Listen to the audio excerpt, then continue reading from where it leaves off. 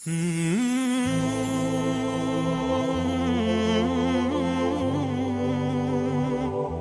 اللہ الرحمن الرحیم والصلاة والسلام علی رسولہ الکریم وعلی آلہ وصحبہ اجمعین۔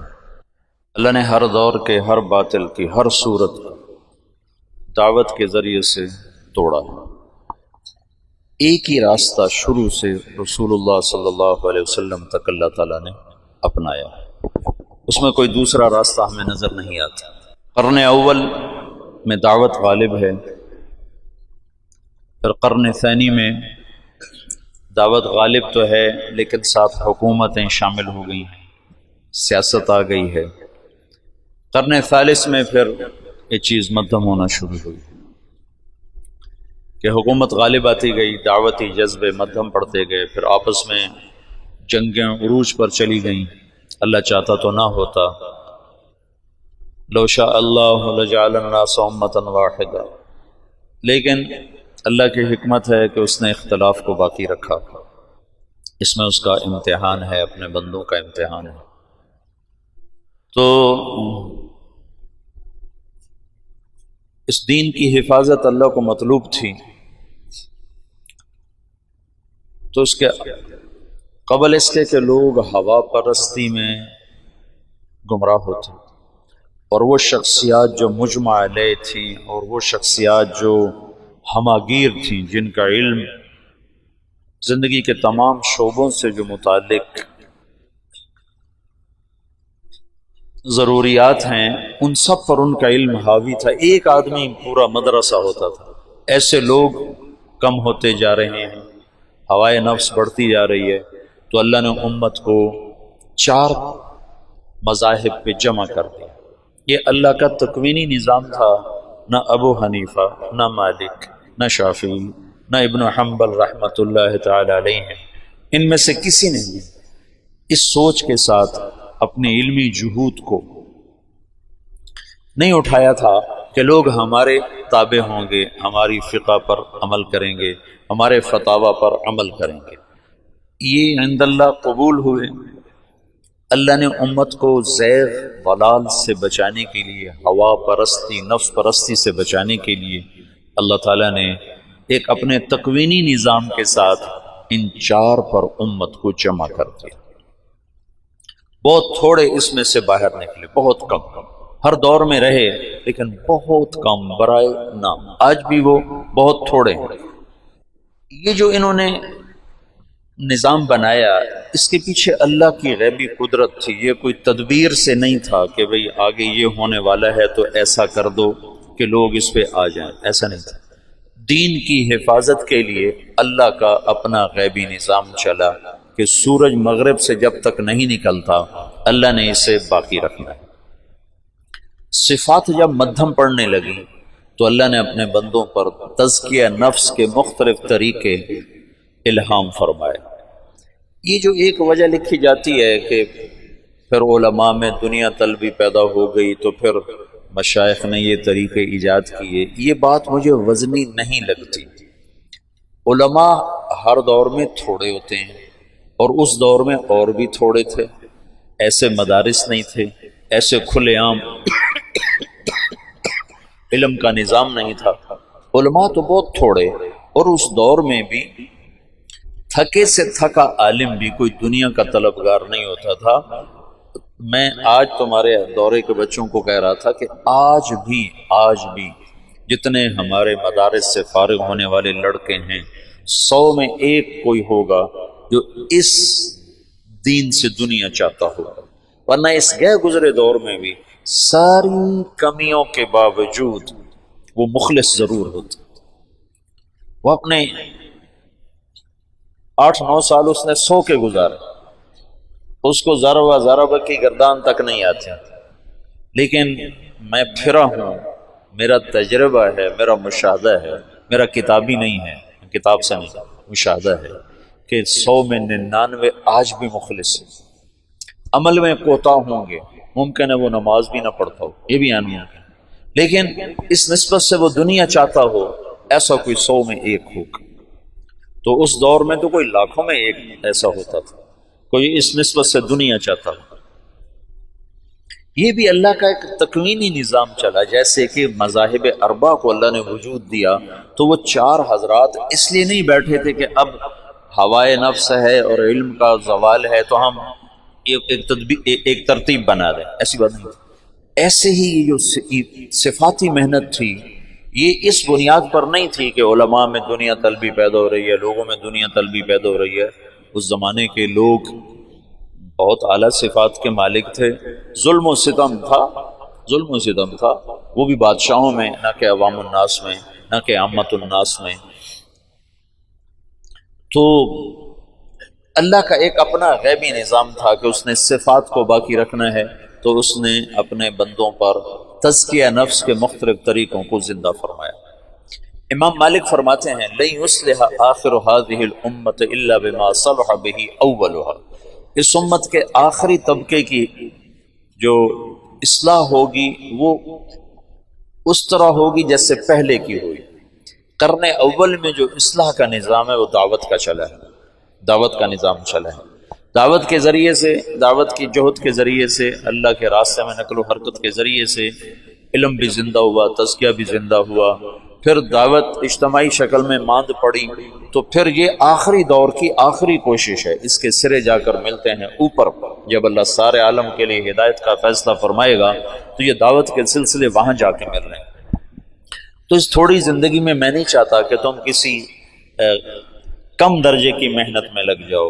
تمہارے پاس تھوڑے پیسے ہوں تو پھر تم روٹی کو ترجیح دو گے، تم کرتا بدلنے کو ترجیح نہیں دو گے۔ تمہارے پاس اتنے پیسے ہیں، یا روٹی کھا لو یا اپنا کرتا نیا خرید لو، تو تم کہو گے یا کرتے سے تو گزارا ہو رہا ہے، روٹی کے بغیر گزارا نہیں ہے۔ تھوڑے پیسے والا سوچ سمجھ کے اپنی طاقت کو خرچ کرتا ہے، تھوڑے پیسے والا سوچ سمجھ کے اپنے مال کو خرچ کرتا ہے۔ میرے عزیزو، ہمارے پاس زندگی تھوڑی ہے، سوچ سمجھ کے خرچ کرو، کہیں ایسا نہ ہو کہ غیر اولا میں لگ جاؤ۔ شیطان 6 راستوں پر 6 جگہ بیٹھتا ہے، شیطان 6 جگہ انسان کو گمراہ کرنے کے لیے 6 جگہ بیٹھتا ہے۔ ان میں ایک جگہ یہ ہے کہ جب وہ دیکھتا ہے کہ اسے کسی طرح بھی گمراہ نہیں کر سکا تو اسے پھر افضل سے ہٹا کر غیر افضل پر لانے کی کوشش کرتا ہے۔ یہ اس کی آخری محنت ہوتی ہے۔ کفر اور ایمان کے درمیان بیٹھتا ہے، سنت اور بدعت کے، جب وہ کفر میں نہیں مبتلا کر سکتا اور اس ایمان میں آتا ہے تو پھر سنت اور بدعت کے درمیان بیٹھتا ہے، اس کو بدعت میں مبتلا کرتا ہے۔ چونکہ مبتدع توبہ نہیں کرتا، کبائر والا تو توبہ کر لیتا ہے۔ پھر جب وہ اس کو بدعت سے نہیں ہٹا سکتا تو پھر کبیرہ گناہوں پہ لاتا ہے کہ کبیرہ گناہوں کا چسکا بھی آدمی کو ہلاک کر دیتا ہے۔ آج توبہ کروں گا، کل توبہ کروں گا، وہ کل آیا نہیں کرتی، آدمی لذتوں کا غلام ہو کے ایسے ہی مر جاتا ہے۔ جب وہ کبائر سے بھی بچ جاتا ہے تو پھر اسے اوروں کے عیب دکھانے میں مبتلا کر دیتا ہے اور اوروں کی کمیاں اچھالنے میں مبتلا کر دیتا ہے۔ اور جب وہ اس سے بھی بچ جاتا ہے تو پھر اسے عجب نفس میں مبتلا کرتا ہے۔ زوم خیش اعجاب المرء برائہ، اعجاب کل ذی رأی برائہ۔ جب وہ اس سے بھی بچ جاتا ہے تو پھر اسے غیر افضل میں لگانے کے لیے ایڑی چوٹی کا زور لگا دیتا ہے۔ اس وقت میدان میں دعوت سے افضل کوئی کام نہیں۔ تمہاری جوانی ہے، ہمارا زوال ہے۔ میں یہ چاہتا ہوں کہ تمہاری طاقت اس مبارک محنت میں لگ کر قیمتی بنے، ایسا نہ ہو غیر افضل میں لگ کر تم کل قیامت کے دن اس بات پہ حسرت کر رہے ہو، ہائے یہ کر لیا ہوتا تو آج زیادہ نفع کما لیا ہوتا۔ تھانوی رحمۃ اللہ علیہ کا قول متعدد دفعہ ان مجالس میں دہرا چکا ہوں کہ تصوف ہمارے دور کی چیز تھی، آج دعوت کا دور ہے۔ سورہ کہف میں 3 قصے بیان ہوئے ہیں بڑے۔ ایک اصحاب کہف کا سفر ہے، 3 سفر ہیں۔ ایک اصحاب کہف کا سفر ہے، ایک موسیٰ علیہ السلام کا سفر ہے، ایک ذوالقرنین کا سفر ہے۔ اصحاب کہف کا سفر ہے خانقاہی نظام کے مشابہ، موسیٰ علیہ السلام کا سفر ہے مدرسوں کے نظام کے مشابہ، اور ذوالقرنین کا سفر ہے دعوت اللہ کا، دعوت اللہ کا۔ تو تزکیے کا منتہا غار ہے، فَأْوُوا إِلَى الْكَهْفِ يَنشُرْ لَكُمْ رَبُّكُمْ مِنْ رَحْمَتِهِ وَيُهَيِّئْ لَكُمْ مِنْ أَمْرِكُمْ مِرْفَقًا۔ غار پر پہنچے، سفر ختم ہو گیا۔ علم کا سفر مجمع البحرین تک ہے، لا ابرح حتی ابلغ مجمع البحرین او امضی حقبہ، تو علم کا سفر مجمع البحرین پر جا کر ختم ہو۔ ذوالقرنین نے کیوں سفر کیا؟ بادشاہی کے لیے، تو اللہ کو کیا ضرورت ہے ذکر کرنے کی؟ ذوالقرنین نے کیوں سفر کیا؟ فتوحات کے لیے، تو اللہ کو کیا ضرورت ہے ذکر کرنے کی؟ یا اللہ کو کیا ضرورت ہے اس کے مال غنیمت کے افسانے سنانے کی؟ ذوالقرنین کے سفر کی وجہ قرآن میں خود دیکھو، قال اما من ظلم فسوف نعذبه ثم يرد الى ربه فيعذبه عذابا نكرا واما من آمن وعمل صالحا فله جزاء الحسنى وسنقول له من امرنا يسرا ثم اتبع سببا۔ یہ ذوالقرنین نے کیوں سفر کیا، یہ آیت بتا رہی ہے کہ اس نے کیوں سفر کیا تھا۔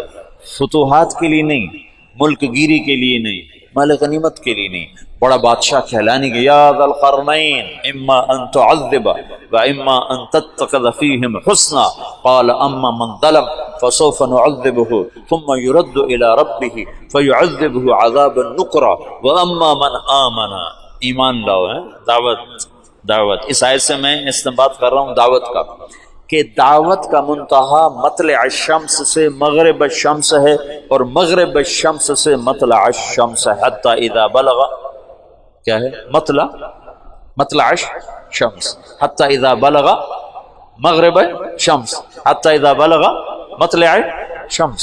تو دعوت کا جو میدان ہے وہ مشرق سے مغرب سارا عالم ہے، اور وہ تو ابھی عالمی نبی کا عالمی امتی بھی نہیں تھا، ہم تو عالمی نبی کے عالمی امتی ہیں، ہمارا میدان تو ذوالقرنین سے بھی آگے ہونا چاہیے۔ تو ایک سفر ہے ایمان کی حفاظت کے لیے، اس کو تزکیہ سے میں نے تعبیر کیا، اس کا منتہا غار ہے۔ ایک سفر ہے طلب علم کا، اس کا منتہا مجمع البحرین ہے۔ ایک سفر ہے دعوت کا، اس کا منتہا مغرب الشمس اور مطلع الشمس ہے۔ مشرق سے مغرب تک کھلا میدان ہے، گھوڑے دوڑاؤ۔ اگرچہ تمہارے پاس ذوالقرنین کے نہ لشکر ہیں نہ تمہارے پاس وہ طاقت ہے، لیکن تمہارا اللہ تمہارے ساتھ ہے۔ تم اللہ کے محبوب کی دعاؤں کا خزانہ ساتھ لے کر، فرشتوں کے لشکر ساتھ لے کر تم سارے عالم میں پھرنے والے بنو، اللہ تمہیں ہدایت کا سبب اور ذریعہ بنائے گا۔ تو یہ تین جو الفاظ ہیں نا، فاووا الی الکہف حتی ابلغ مجمع البحرین حتی اذا بلغ مغرب الشمس حتی اذا بلغ مطلع الشمس، اس تینوں تعبیرات میں ہر عمل کی وسعت کو اللہ تعالیٰ بیان فرما رہا ہے۔ ایک کی وسعت یا ایک کا منتہا غار پہ ختم ہے، دوسرے کا منتہا مجمع البحرین پر ختم ہے، اور تیسرے کا منتہا مغرب الشمس سے لے کر مطلع الشمس تک پھیلا ہوا ہے۔ تو ہمیں تو اللہ کا نبی کہہ رہا ہے فَلْيُبَلِّغِ الشَّاهِدُ الْغَائِبُ، اور اللہ کہہ رہا ہے لِتَكُونُوا شُهَدَاءَ عَلَى النَّاسِ، فَلْيُبَلِّغِ الشَّاهِدُ الْغَائِبُ لِتَكُونُوا شُهَدَاءَ عَلَى النَّاسِ هُوَ اجْتَبَاكُمْ، چن لیے گئے۔ تو دعوت کی محنت کو تم اندر سے کرو، بیان ضروری نہیں، میں تو تمہیں بار بار کہہ رہا ہوں بیان کی تمنا مت کرو، نہ اس کے لیے کوئی سکیم بناؤ کہ میرا بیان کیا جائے، پیچھے رہو، سارا دن انفرادی دعوت میں کھپو۔ دعوت کا سب سے جو اشبہ بالانبیاء ہے وہ انفرادی دعوت، اشبہ بجہد الانبیاء، انفرادی دعوت اور انفرادی گشت ہے۔ ایسے بیان خطبے تو کبھی کبھی کہیں، روزانہ کے نہیں ہیں، کبھی کبھی کہیں۔ تو اشبہ بالانبیاء وہ یہ انفرادی دعوت، اس میں سارا دن کھپو تپو لگو، خدمت میں ہاتھ اونچا کرو، مجھے لگاؤ، دور گشت میں جانا ہے مجھے بھیجو، بیان کے وقت پیچھے سمٹ کے بیٹھو، آگے منہ کر کے نہ بیٹھو جی 3 دن ہو گئے میرا تو بیان ہی نہیں ہوا۔ اس کو اپنی زندگی سے نکالو، ہو جائے اللہ کا نام لے کر اللہ سے مانگ کے بات کرو۔ درد خنجر لگے کسی کو تڑپتے ہیں ہم امیر، درد جو مولانا الیاس صاحب کے سینے میں تھا اس نے لوگوں کو نکالا، بیان نے کہاں نکالا؟ بیان کرنا تو انہیں آتا ہی نہیں تھا. تو مولانا یوسف صاحب خطیب تھے، ان کے خطبات نے پھر آگ لگائی، اس میں کوئی شک نہیں. لوگوں کے اندر ایمان کی بجلیاں بھر دی انہوں نے. بولتے تھے تو مولانا احسان صاحب نے فرمایا ہمیں یوں لگتا تھا کہ ہم ایسے اوپر نہیں دیکھتے تھے، کہ لگتا تھا جیسے اللہ ہمارے سروں پہ آ چکا ہو. یہ کیفیت بن جاتی تھی جب وہ اللہ کو بیان کرتے تھے. ایسے نہیں دیکھا جاتا تھا. تو وہ توحید کو انہوں نے بیان کیا نا. مولانا غلام اللہ خان قاضی عبد القادر صاحب بڑے عجیب آدمی تھے. تزکیہ اور تبلیغ دونوں کو جمع کرنا ہر ایک کا کام نہیں ہے. سبحان اللہ، عجب عجب. مولانا غلام اللہ خان صاحب سے کہنے لگے آپ کہاں توحید بیان کرتے ہیں؟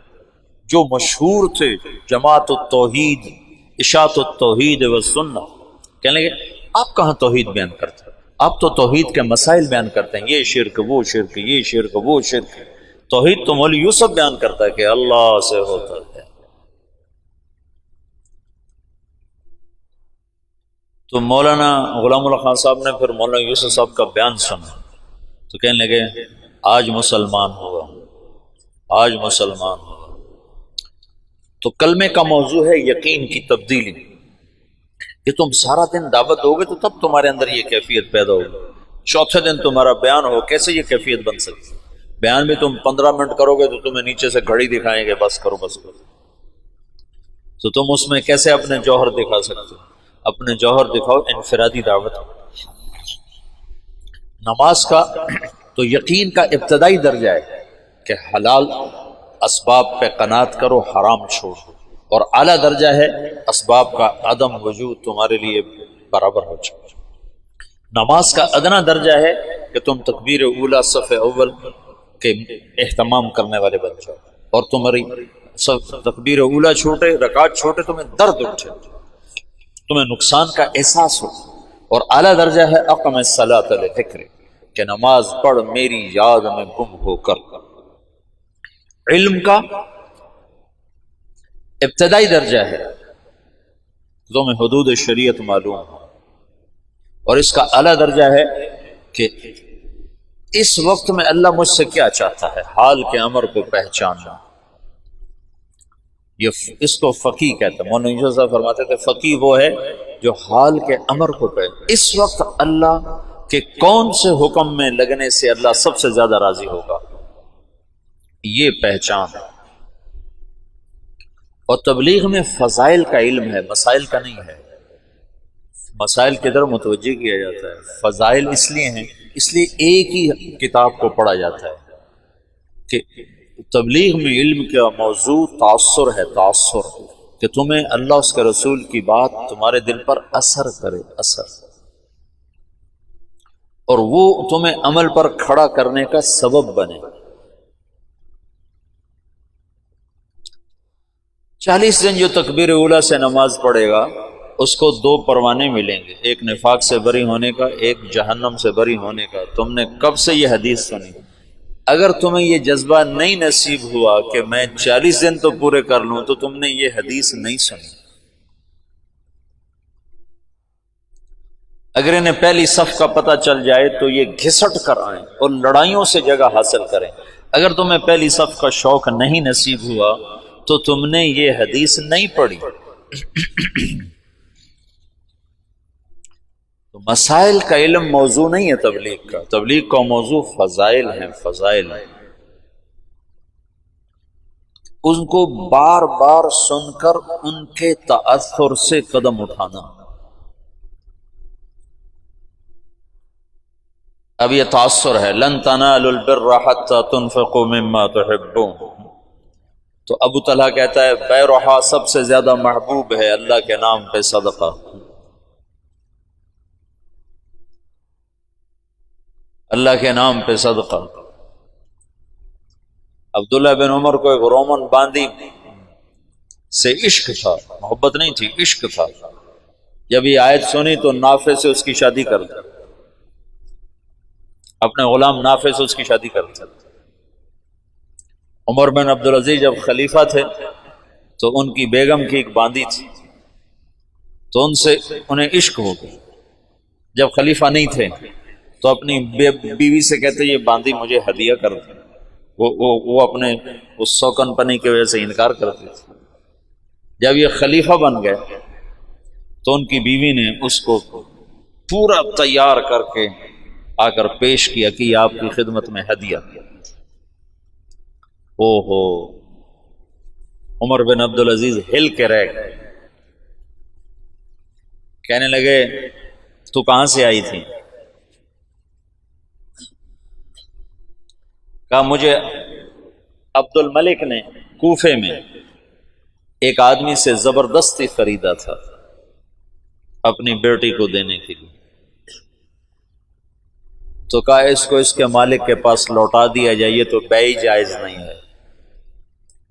تو وہ کہنے لگی این وجدک یا امیر المومنین، امیر المومنین تیرا مجھ سے عشق کہاں گیا؟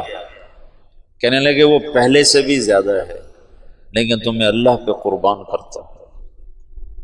تاثر، یہ تاثر تمہارا نہیں بنا ہوا۔ چلو باقی انشاءاللہ پھر کل بتائیں۔